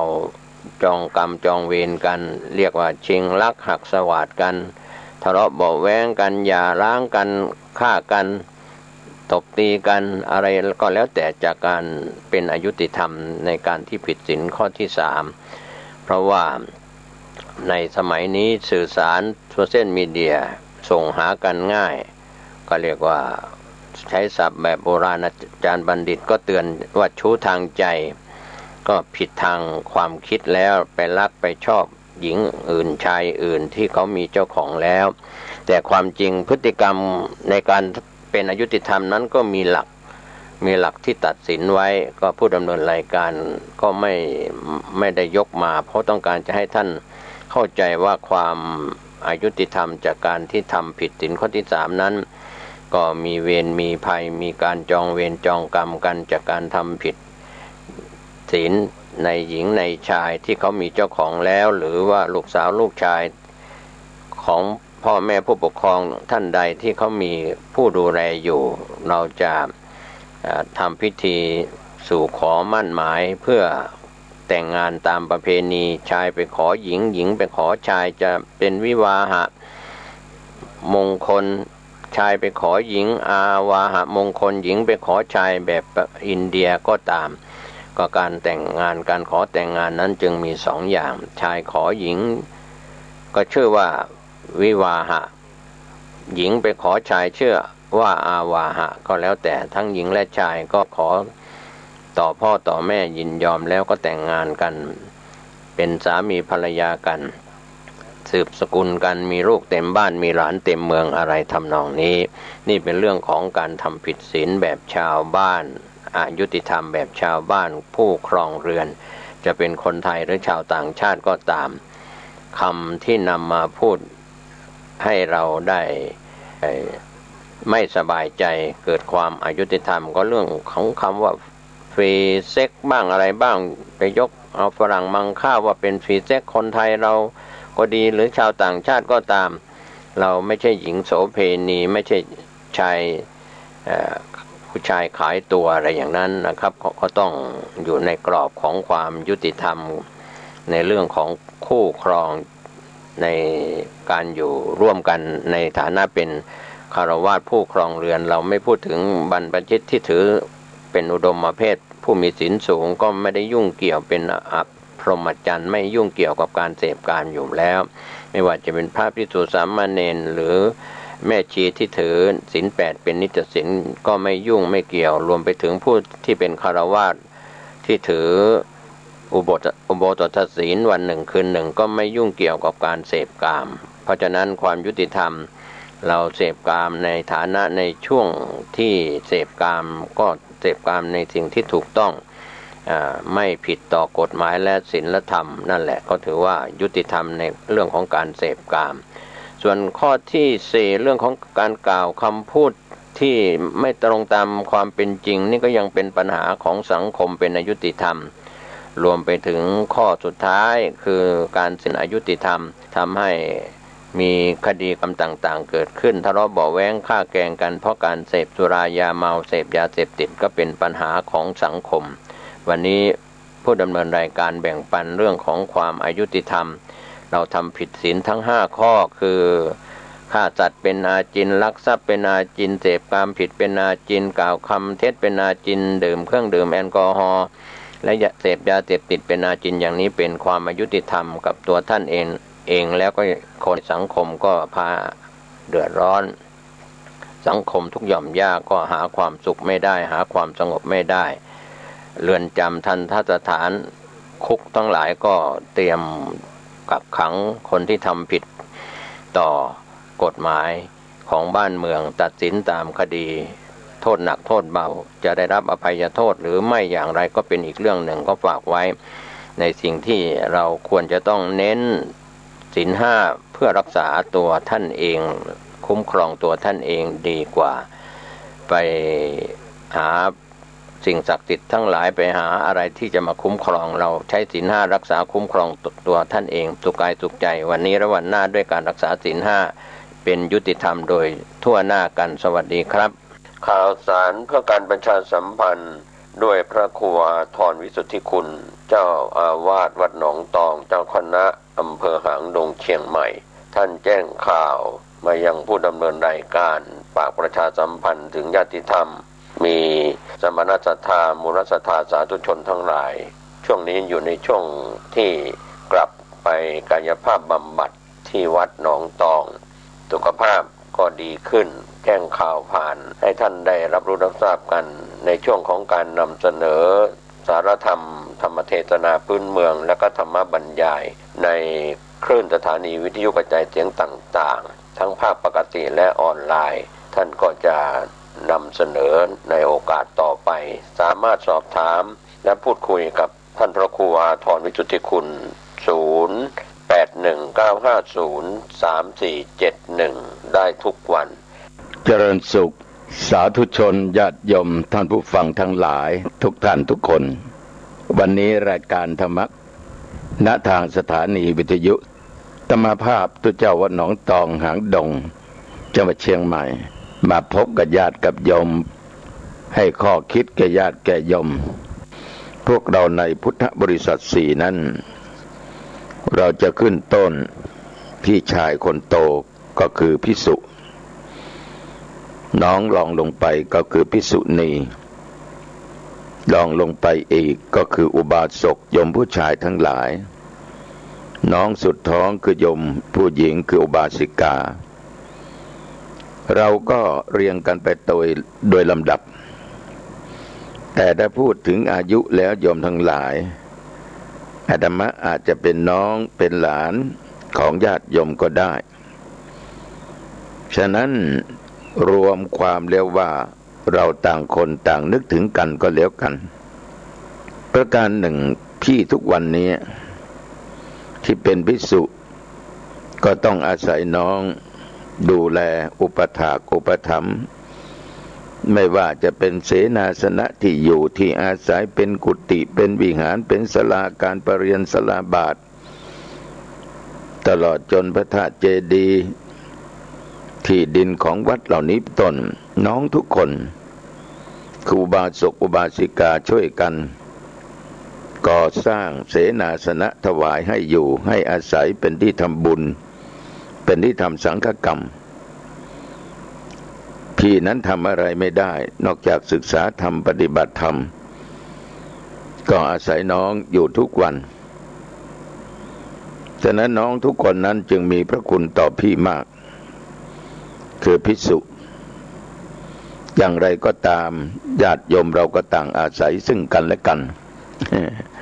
เราจะไม่แตกแยกกันนะในฐานะที่เราเป็นพุทธบริษัทสี่เป็นศิษย์ตถาคตเป็นลูกของพระพุทธเจ้าถ้าเราทั้งสี่พี่น้องนี้แตกแยกกันเมื่อไหร่ความบรรลัยความหายนะจะเกิดขึ้นแก่พวกเราเมื่อนั้นยิ่งยุคปัจจุบันนี้ก็อยากให้น้องทุกๆคนนั้น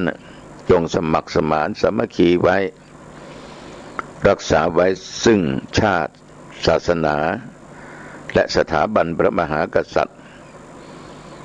ศาสนาพุทธของเรานี้ยอมทั้งหลายเข้ามาเจริญในประเทศไทยได้ 2,000 กว่าปีแล้วนะได้ 2,000 กว่าปีแล้วนับแล้วดูชาวพุทธคนทั้งหลายที่อยู่ในประเทศนี้นับถือพุทธศาสนาทั้งนับถือเพียงแต่คำพูดนับถือในการศึกษาปริยัติธรรมปฏิบัติธรรมก็รวมหมดนั่นแหละก็90%ก็แล้วกันไอ้ที่นับถือเพียงแต่คำพูดนี่แหละสำคัญมากโยมทั้งหลายทุกวันนี้เราก็ถูกบางศาสนานะเบียดเข้ามาแต่พวกเราในฐานะเป็นชาวพุทธเป็นพี่น้องกันบางคนก็รู้บางคนก็ไม่รู้ไอ้ที่ไม่รู้จะลำบากหน่อยก็มักจะคล้อยตามท่านเหล่านั้นไปแต่ว่าเมืองไทยเราเป็นเมืองประชาธิปไตยนะคือใครจะนับถือศาสนาอะไรก็ได้แต่ว่าในฐานะที่เราเป็นพี่น้องกันเป็นชาวพุทธเหมือนกันก็อยากจะให้ดำรงมั่นคงไว้ซึ่งพุทธศาสนาอยู่ในจิตในใจของพวกเราศรัทธาสาธุชนญาติโยมเราอยู่ด้วยกันอย่าแบ่งพรรคแบ่งพวกอย่าแบ่งสีก็แล้วกันนะถ้าเรามัวแบ่งพรรคแบ่งพวกแบ่งสีนั้นมันจะเป็นหมู่เป็นคณะอยู่ร่วมกันไม่ได้นั่นหมู่กูนี่หมู่มึงพรรคใครพรรคมันแล้วก็มาทำร้ายกันในที่สุดก็บาดเจ็บทั้งคู่ในที่สุดก็ไร้แผ่นดินอยู่ทั้งคู่ฉะนั้นจะสีใดก็ตามเราก็นุ่งห่มกันคนสีอยู่แล้วทุกวันนี้ก็ไม่ต้องไปแตกแยกกันนะแบ่งเป็นสีนั้นสีนี้ถ้าหากว่าเราไปอยู่ในห้องขังที่เดียวกันสุ่มไก่สุ่มเดียวกันอยู่ในสิ่งที่มันเป็นที่เดียวกันนั้นโยมทั้งหลายเราจะลำบากถ้ายังไปอยู่ในสุ่มนั้นในสถานที่อย่างนั้นเรายังแตกแยกกันอยู่ตายหมดญาติโยมทั้งหลายเราจะไม่รอดฉะนั้นถ้าเรามีความรักความสามัคคีกันเรียกว่าเราต้องช่วยกันเมื่อถึงข่าวขับขันมาเราต้องนึกถึงชาตินึกถึงศาสนาของแต่ละท่านแต่ละบุคคลนึกถึงผู้มีบารมีคือองค์พระบาทสมเด็จพระเจ้าอยู่หัวสถาบันของกษัตริย์เราจะต้องนึกถึงสิ่งเหล่านี้ว่าเราทั้งหลายนี่ต้องรักษาไว้ซึ่งชาติคือแผ่นดินที่เราอยู่เราอาศัยรักษาไว้ซึ่งศาสนาเราเป็นชาวพุทธก็ต้องรักษาไว้ซึ่งพุทธศาสนาเราเป็นชาวไทยนับว่าโชคดีเรามีองค์พระมหากษัตริย์สถาบันอันสูงสุดเราก็ต้องช่วยกันรักษาสถาบันนี้ไว้ให้ได้ฉะนั้นในสิ่งเหล่านี้ทุกเจ้าก็อยากจะฝากกับญาติกับโยมศรัทธาสาธุชนทุกท่านทุกคนให้นำไปคิดก็แล้วกันนะญาติโยมนะเจริญสุขสาธุชนญาติโยมท่านผู้ฟังทั้งหลายทุกท่านทุกคน วันนี้รายการธรรมะณทางสถานีวิทยุธรรมภาพตุเจ้าวัดหนองตองหางดงจังหวัดเชียงใหม่มาพบกับญาติกับโยมให้ข้อคิดแก่ญาติแก่โยมพวกเราในพุทธบริษัทสี่นั้นเราจะขึ้นต้นพี่ชายคนโตก็คือภิกษุน้องรองลงไปก็คือ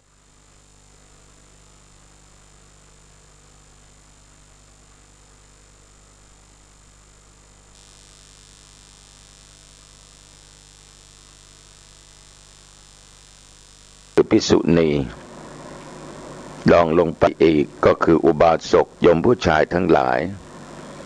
น้องสุดท้องคือโยมผู้หญิงคืออุบาสิกาเราก็เรียงกันไปโดยลำดับแต่ถ้าพูดถึงอายุแล้วโยมทั้งหลายอาตมาอาจจะเป็นน้องเป็นหลานของญาติโยมก็ได้ฉะนั้นรวมความเรียกว่าเราต่างคนต่างนึกถึงกันก็แล้วกันประการหนึ่งที่ทุกวันนี้ที่เป็นภิกษุก็ต้องอาศัยน้องดูแลอุปถากอุปถัมภ์ไม่ว่าจะเป็นเสนาสนะที่อยู่ที่อาศัยเป็นกุฏิเป็นวิหารเป็นศาลาการประเรียนศาลาบาทตลอดจนพระธาตุเจดีย์ที่ดินของวัดเหล่านี้เป็นต้นน้องทุกคนครูบาศกอุบาสิกาช่วยกันก่อสร้างเสนาสนะถวายให้อยู่ให้อาศัยเป็นที่ทำบุญเป็นที่ทำสังฆกรรมพี่นั้นทำอะไรไม่ได้นอกจากศึกษาธรรมปฏิบัติธรรมก็อาศัยน้องอยู่ทุกวันฉะนั้นน้องทุกคนนั้นจึงมีพระคุณต่อพี่มากคือภิกษุอย่างไรก็ตามญาติโยมเราก็ต่างอาศัยซึ่งกันและกัน เราจะไม่แตกแยกกันนะในฐานะที่เราเป็นพุทธบริษัทสี่เป็นศิษย์ตถาคตเป็นลูกของพระพุทธเจ้าถ้าเราทั้งสี่พี่น้องนี้แตกแยกกันเมื่อไหร่ความบันไลความหายนะจะเกิดขึ้นแก่พวกเราเมื่อนั้นยิ่งยุคปัจจุบันนี้ก็อยากให้น้องทุกๆคนนั้นจงสมัครสมานสามัคคีไว้รักษาไว้ซึ่งชาติศาสนาและสถาบันพระมหากษัตริย์ศาสนาพุทธของเรานี้ยอมทั้งหลายเข้ามาเจริญในประเทศไทยได้ 2,000 กว่าปีแล้วนะได้ 2,000 กว่าปีแล้วนับแล้วดูชาวพุทธคนทั้งหลายที่อยู่ในประเทศนี้นับถือพุทธศาสนาทั้งนับถือเพียงแต่คำพูดนับถือในการศึกษาปริยัติธรรมปฏิบัติธรรมก็รวมหมดนั่นแหละก็90%ก็แล้วกันอันที่นับถือเพียงแต่คำพูดนี่แหละสำคัญมากโยมทั้งหลายทุกวันนี้เราก็ถูกบางศาสนานะเบียดเข้ามาแล้วพวกเราในฐานะเป็นชาวพุทธเป็นพี่น้องกันบางคนก็รู้บางคนก็ไม่รู้ไอ้ที่ไม่รู้จะลำบากหน่อยก็มักจะคล้อยตามท่านเหล่านั้นไปแต่ว่าเมืองไทยเราเป็นเมืองประชาธิปไตยนะคือใครจะนับถือศาสนาอะไรก็ได้แต่ว่าในฐานะที่เราเป็นพี่น้องกันเป็นชาวพุทธเหมือนกันก็อยากจะให้ดำรงมั่นคงไว้ซึ่งพุทธศาสนาอยู่ในจิตในใจของพวกเราศรัทธาสาธุชนญาติโยมเราอยู่ด้วยกันอย่าแบ่งพรรคแบ่งพวกอย่าแบ่งสีก็แล้วกันนะถ้าเรามัวแบ่งพรรคแบ่งพวกแบ่งสีนั้นมันจะเป็นหมู่เป็นคณะอยู่ร่วมกันไม่ได้นั่นหมู่กูนี่หมู่มึงพรรคใครพรรคมันแล้วก็มาทำร้ายกันในที่สุดก็บาดเจ็บทั้งคู่ในที่สุดก็ไร้แผ่นดินอยู่ทั้งคู่ฉะนั้นจะสีใดก็ตาม เราก็นุ่งห่มกันคนละสีอยู่แล้วทุกวันนี้ก็ไม่ต้องไปแตกแยกกันนะแบ่งเป็นสีนั้นสีนี้ถ้าหากว่าเราไปอยู่ในห้องขังที่เดียวกันสุ่มไก่สุ่มเดียวกันอยู่ในสิ่งที่มันเป็นที่เดียวกันนั้นโยมทั้งหลายเราจะลำบากถ้ายังไปอยู่ในสุ่มนั้นในสถานที่อย่างนั้นเรายังแตกแยกกันอยู่ตายหมดญาติโยมทั้งหลายเราจะไม่รอดฉะนั้นถ้าเรามีความรักความสามัคคีกันเรียกว่าเราต้องช่วยกันเมื่อถึงข่าวขับขันมาเราต้องนึกถึงชาตินึกถึงศาสนาของแต่ละท่านแต่ละบุคคลนึกถึงผู้มีบารมีคือองค์พระบาทสมเด็จพระเจ้าอยู่หัวสถาบันของกษัตริย์เราจะต้องนึกถึงสิ่งเหล่านี้ว่าเราทั้งหลายนี่ต้องรักษาไว้ซึ่งชาติคือแผ่นดินที่เราอยู่เราอาศัยรักษาไว้ซึ่งศาสนาเราเป็นชาวพุทธก็ต้องรักษาไว้ซึ่งพุทธศาสนาเราเป็นชาวไทยนับว่าโชคดีเรามีองค์พระมหากษัตริย์สถาบันอันสูงสุดเราก็ต้องช่วยกันรักษาสถาบันนี้ไว้ให้ได้ฉะนั้นในสิ่งเหล่านี้ทุกเจ้าก็อยากจะฝากกับญาติกับโยมศรัทธาสาธุชนทุกท่านทุกคนให้นำไปคิดก็เรียวกันนะญาติโยมนะเจริญสุขสาธุชนญาติโยมท่านผู้ฟังทั้งหลายทุกท่านทุกคนวันนี้รายการธรรมะณทางสถานีวิทยุธรรมภาพตุเจ้าวัดหนองตองหางดงจังหวัดเชียงใหม่มาพบกับญาติกับโยมให้ข้อคิดแก่ญาติแก่โยมพวกเราในพุทธบริษัทสี่นั้นเราจะขึ้นต้นพี่ชายคนโตก็คือภิกษุน้องรองลงไปก็คือภิกษุณีรองลงไปอีกก็คืออุบาสกโยมผู้ชายทั้งหลายน้องสุดท้องคือโยมผู้หญิงคืออุบาสิกาเราก็เรียงกันไปโดยลำดับแต่ถ้าพูดถึงอายุแล้วโยมทั้งหลายอาตมาอาจจะเป็นน้องเป็นหลานของญาติโยมก็ได้ฉะนั้นรวมความเรียกว่าเราต่างคนต่างนึกถึงกันก็แล้วกันประการหนึ่งพี่ทุกวันนี้ที่เป็นภิกษุก็ต้องอาศัยน้องดูแลอุปถากอุปถัมภ์ไม่ว่าจะเป็นเสนาสนะที่อยู่ที่อาศัยเป็นกุฏิเป็นวิหารเป็นศาลาการประเรียนศาลาบาทตลอดจนพระธาตุเจดีย์ที่ดินของวัดเหล่านี้เป็นต้นน้องทุกคนครูบาศกอุบาสิกาช่วยกันก่อสร้างเสนาสนะถวายให้อยู่ให้อาศัยเป็นที่ทำบุญเป็นที่ทำสังฆกรรมพี่นั้นทำอะไรไม่ได้นอกจากศึกษาธรรมปฏิบัติธรรมก็อาศัยน้องอยู่ทุกวันฉะนั้นน้องทุกคนนั้นจึงมีพระคุณต่อพี่มากคือภิกษุอย่างไรก็ตามญาติโยมเราก็ต่างอาศัยซึ่งกันและกัน เราจะไม่แตกแยกกันนะในฐานะที่เราเป็นพุทธบริษัทสี่เป็นศิษย์ตถาคตเป็นลูกของพระพุทธเจ้าถ้าเราทั้งสี่พี่น้องนี้แตกแยกกันเมื่อไหร่ความบรรลัยความหายนะจะเกิดขึ้นแก่พวกเราเมื่อนั้นยิ่งยุคปัจจุบันนี้ก็อยากให้น้องทุกๆคนนั้นจงสมัครสมานสามัคคีไว้รักษาไว้ซึ่งชาติศาสนาและสถาบันพระมหากษัตริย์ศาสนาพุทธของเรานี้ยอมทั้งหลายเข้ามาเจริญในประเทศไทยได้ 2,000 กว่าปีแล้วนะได้ 2,000 กว่าปีแล้วนับแล้วดูชาวพุทธคนทั้งหลายที่อยู่ในประเทศนี้นับถือพุทธศาสนา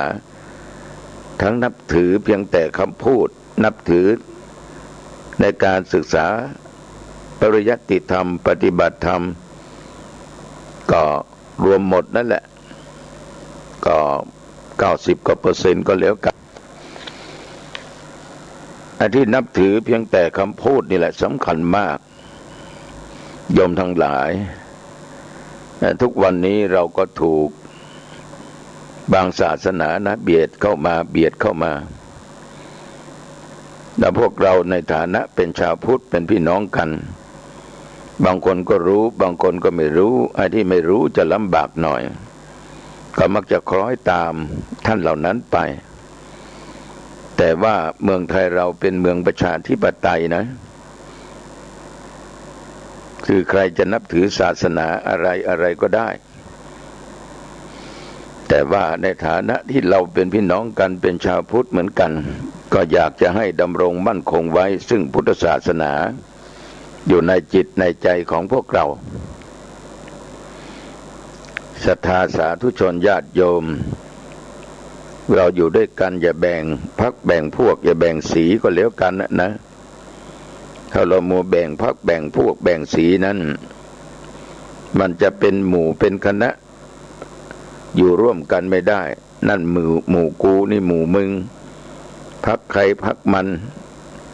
แล้วก็มาทำร้ายกันในที่สุดก็บาดเจ็บทั้งคู่ในที่สุดก็ไร้แผ่นดินอยู่ทั้งคู่ฉะนั้นจะสีใดก็ตาม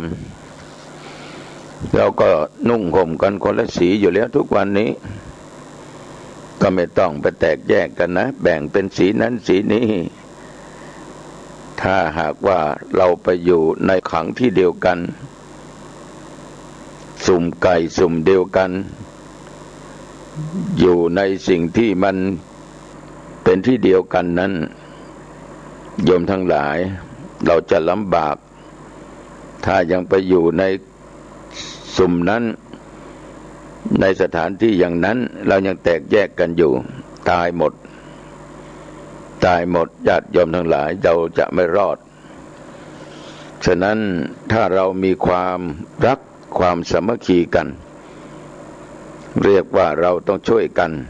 เมื่อถึงข่าวขับขันมาเราต้องนึกถึงชาตินึกถึงศาสนาของแต่ละท่านแต่ละบุคคลนึกถึงผู้มีบารมีคือองค์พระบาทสมเด็จพระเจ้าอยู่หัวสถาบันของกษัตริย์เราจะต้องนึกถึงสิ่งเหล่านี้ว่าเราทั้งหลายนี่ต้องรักษาไว้ซึ่งชาติคือแผ่นดินที่เราอยู่เราอาศัยรักษาไว้ซึ่งศาสนาเราเป็นชาวพุทธก็ต้องรักษาไว้ซึ่งพุทธศาสนาเราเป็นชาวไทยนับว่าโชคดีเรามีองค์พระมหากษัตริย์สถาบันอันสูงสุดเราก็ต้องช่วยกันรักษาสถาบันนี้ไว้ให้ได้ฉะนั้นในสิ่งเหล่านี้ทุกเจ้าก็อยากจะฝากกับญาติกับโยมศรัทธาสาธุชนทุกท่านทุกคนให้นำไปคิดก็แล้วกันนะญาติโยมนะสัพพิติโยวิวัจจันตุสัพพะโลกโกวินัสตุมาเตภวะตวนตรโยสุขีติกายุโกภวะอภิวาตานะสีลิสานิจังวุตาปัจจายโนจตารโรธรรมวัฏฐันติอายุวันโนสุขังพลังเจริญพรธรรมะเป็นความจริงของชีวิตธรรมะเป็นความจริงของโลก